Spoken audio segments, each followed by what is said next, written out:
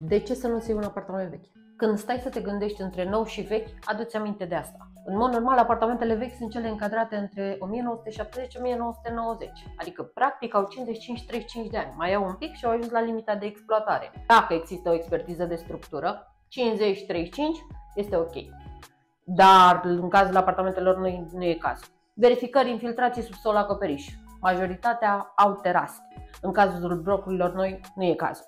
Atunci când discutăm despre ventilație de băi, verificați coloanele. În apartamentele noi, acestea sunt asigurate mecanic prin ventilator.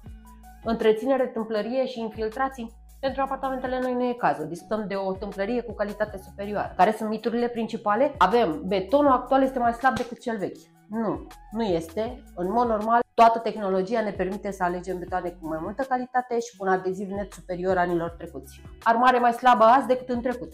Nu există în momentul acesta, normele de proiectare s-au modificat cu mult datorită iminenței unui cutremur mult mai mare. Blocuri vechi mai rezistente decât cele noi. Nu este cazul, deoarece tocmai v-am explicat, betonul este mult mai bun și armarea este mult mai mare.